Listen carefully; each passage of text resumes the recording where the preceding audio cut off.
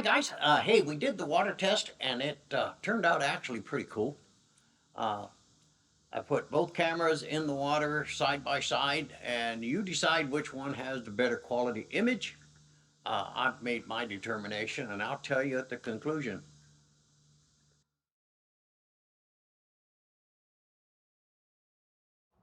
All right, let's take a look at the low light. Now there is a section on the Action 4 in the settings. If you are at 16:9 4K at 30 frames a second, it kicks in a low light activity, and you can tell the Action 4 is over here and the GoPro is over here.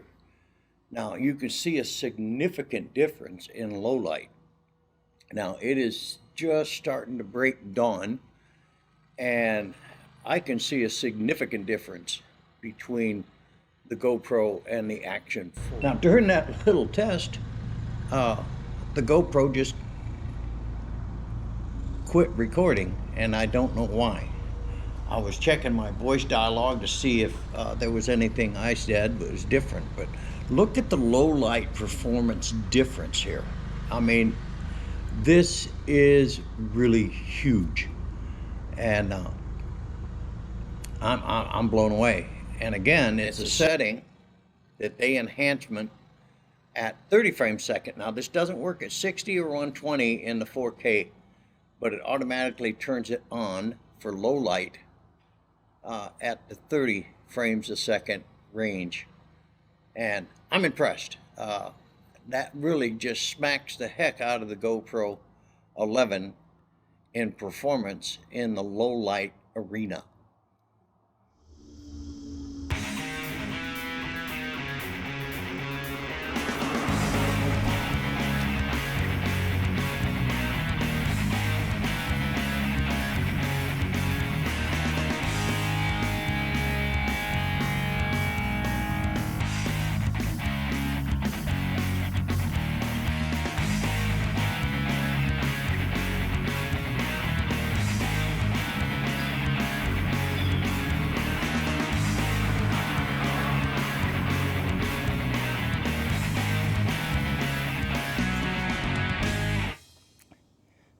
Well guys, hey, we are out here going to be testing out the Action 4 against the GoPro 11. That's Action 4 is on this side and the GoPro 11 is on this side. Anyway, we're going to be testing it out on an e-bike today and seeing how it does, see how the horizon lock or rock steady on the Action 4 versus the GoPro's horizon lock, and I want to see how it does. We're going to get out here and ride a bit and see what things are and check out the image quality, video quality, colors, all that kind of stuff of the Action 4 versus the GoPro 11. So hey, we'll be back in a bit.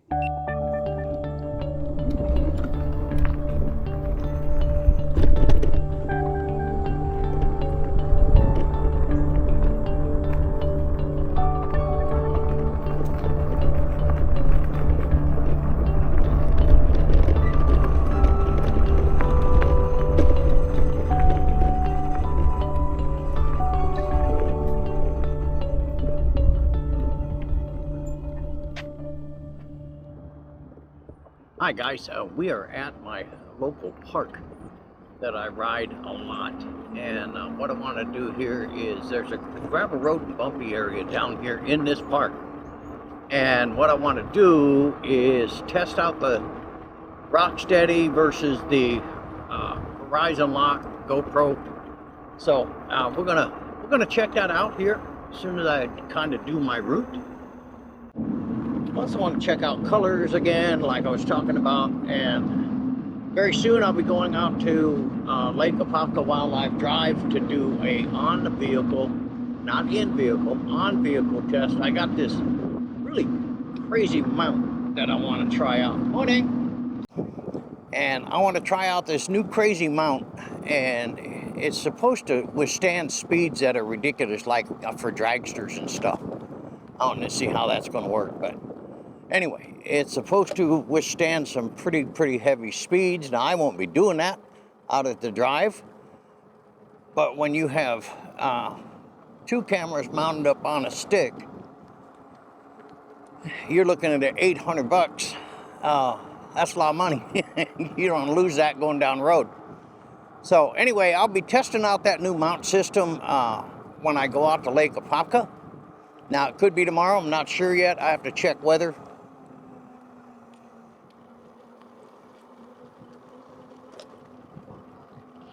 Oh, good. It was a fart.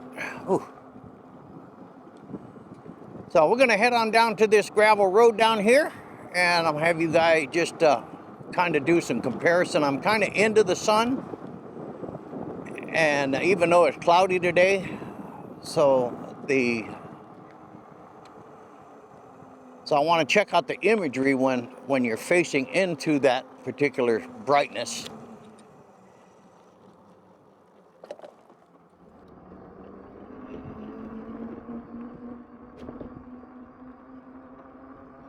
Oh, the bike I'm riding today is the, not the Vitolin today. I'm actually riding the G-Force T42 e-bike. I think this is my favorite e-bike, but when I want to use the step-through, then I'll take out the Vitolin. But this one here is my custom toy. 4.0 miles. Average speed 8.2 miles per hour. Split speed 11.9 miles per hour. All right, we are now coming up to that gravel off-road type situation. This is where we can test out the Rocksteady and Horizon Lock.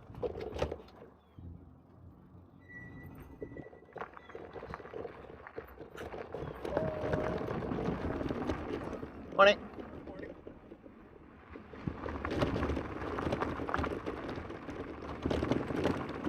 Oh, I have gotten some questions.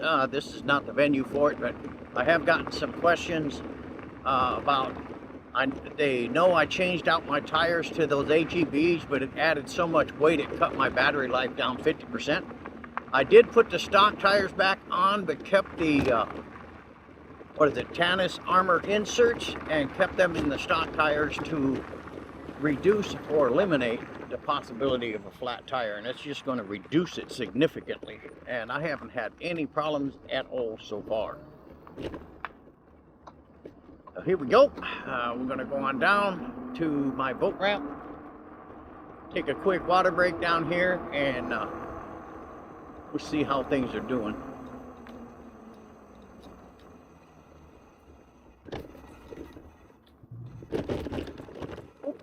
And this is good for the test.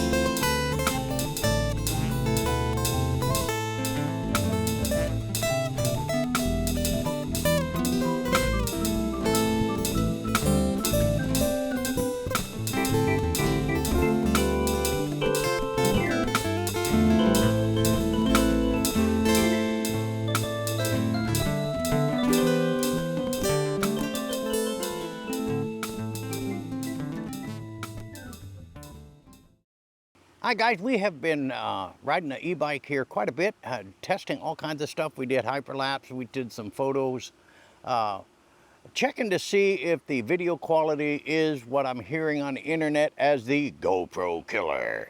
I don't know if it is or isn't. We're going to find out. We still have several tests to do. Now, one of the first things I found out, which is it doesn't impact the photo quality, because both of these cameras, the GoPro and the Action 4, are shooting 10-bit color. But it does have a megapixel difference in photo mode on the Action 4. It only shoots at 10 megapixels, whereas in the GoPro 11, it shoots 27. But that only matters when you're trying to blow things up. So as far as photo quality, the quality is outstanding. I mean, dang. So anyway, we have several more tests to go through before I make a determination if it's the GoPro killer. But don't know if it is or not. So hey, we'll be back in a bit. One of the things I really, really like about the new DJI Action 4 is that multi-mount system. And you can see it over here, how I'm demonstrating how to clip it on and clip it off, and how you can switch between multiple mounts without having to use that GoPro thumb screw thing. That's kind of a pain in the butt. So you set up, now I have 3 of these now, and the reason is because I can switch with just pressing the 2 side buttons on there, and I can switch to one of my regular use mounts, and it really works out cool. The next thing I want to talk about, guys, is the DJI 2-person microphone system, and that's this one right here. Now I'm going to show you how to hook that up to your Action 4. Now you will have to remove off that little door, but once you have the door done, you put your USB-C adapter, which is in the kit from the 2-person microphone. Slide that into the receiver, slide it into the USB-C port, and you are ready to go. Hook your lapel mic up to your chest, and it's magnet, so you get a magnet on the back of it, so you can just reach under your shirt and snap it onto that, and you are good to go. All right, guys, the last thing I want to talk about before we get into the final wrap-up is the ability for this camera to be mounted vertically or horizontally. As you can see here, what I'm doing on the cage is got clips. Now you have to have the cage on to do a vertical mount, but you don't need to have the cage on for horizontal mount. But for vertical mount, you definitely need it.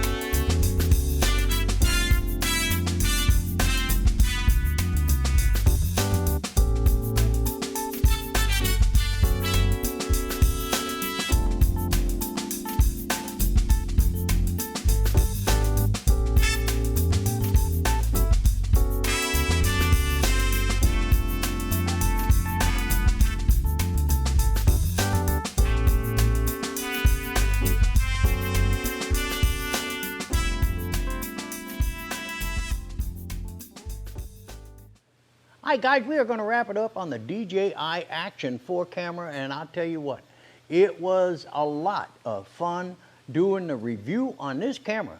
I mean, it took like 12 days to do the whole thing because I was doing all kinds of things. I learned some things, I scrapped some things. I found out about D-Cinema, which you don't want to use unless you're a LUT guy. I mean, don't use D-Cinema, just keep it on regular or normal as they have it, and you will be blown away with the video quality and photo quality of this camera. And the audio is off the charts. What I did is I made some notes in my phone here so I can give you some really good comparisons. So if you see me reading off my notes, don't holler at me. I just don't want to make a mistake. All right. So first of all, the Cosmos sensors on the Action 4 is a 1/1.3 Cosmos sensor, whereas the GoPro 11 is a 1/1.7, making it smaller than the Action 4 camera. And boy, did that performance show in the low light test. You saw that earlier. I was blown away. Now, this also comes with 2 touchscreens, front and rear touchscreens, whereas the GoPro 11 only has a rear touchscreen. So you can In the front touchscreen, you can set your modes and do all that kind of stuff like you can on the rear screen, which is bigger, of course, but you can still do settings and stuff on the touchscreen on the front, on the Action 4 camera. Now, as far as 4K capabilities, now this doesn't have the 5.3K that the GoPro does have.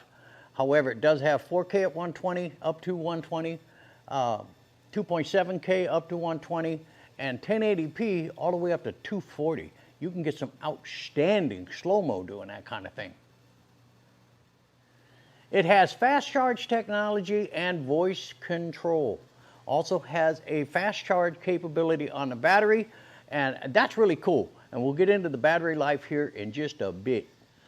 The camera itself is waterproof up to 59 feet. I think that's 18 meters. I'm not 100% sure. And I'm not really sure what the GoPro 11 is, but I know that the Action 4, it goes deeper. I mean, 59 feet is pretty cool. All right, the unit has hyperlapse, time-lapse, photo, video modes. Now, you can get into those modes by hitting the side button on the camera itself, and it'll sit there and it'll actually tell you if you have voice on, it'll tell you what mode you're in, which is really, really cool. Now, here's something that's really cool. And a lot of the other camera manufacturers, action camera manufacturers, always make a mistake doing this. The Action 4 and the Action 3 batteries, accessories, all that stuff are 100% compatible. You don't have to go out and buy brand new stuff of everything. And that's really outstanding. Great thinking on DJI. Now, there is a con, and I'm going to tell you where the con is. It's not in the camera, it's in the application. Now, on the quick application for the GoPro, once you've turned that camera on once and turned it off, it'll find it in the quick app when you go back, and you can turn your camera on and you can turn your camera off, do all the functions of the camera like a remote. Where on the Mimo app, you cannot do that. You can't turn it on or you can't turn it off. Now, you can operate your camera 100%, all the other doodads, but you cannot turn it on or you cannot turn it off. That's a bummer. Now, I hope DJI will do a firmware update to enable the Mimo app to be able to turn the cameras on and to turn the cameras off. Now, battery life on this thing, again, you're not shooting 5.3K, so that's kind of an unfair advantage on the GoPro 11, but you get 61 minutes on the GoPro 11, where you get 2.5 hours on the Action 4 at 4K at 60. Now, that's really a great time. Now, would I recommend having an extra battery? Absolutely.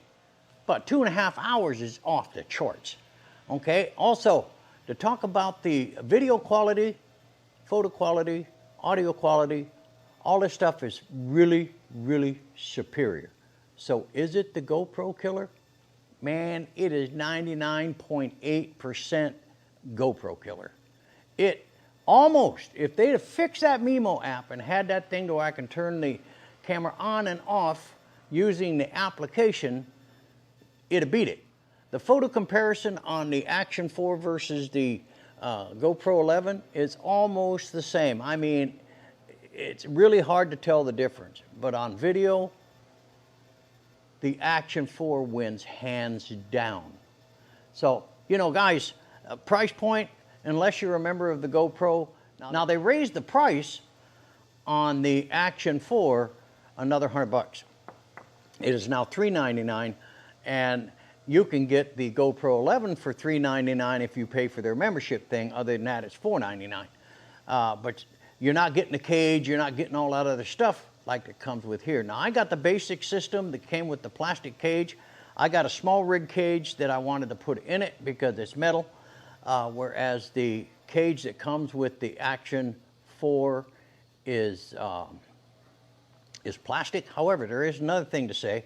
On the cage on the side, it is magnetic, and on the bottom, it is magnetic. On the camera without the cage, it is magnetic on the bottom, but not on the side. But it is magnetized on the side if you have the cage on. There is no magnification on the GoPro 11 at all. So, I mean, ease of use, the clip mount system, the quality of the video, the quality of the audio, I mean, I can go on and on and on. I think, man, like I said, they almost beat it. They were just a scat hair close. If they'd have had the Mimo app be able to turn the camera on and to turn the camera off, they'd have beat the GoPro hands down.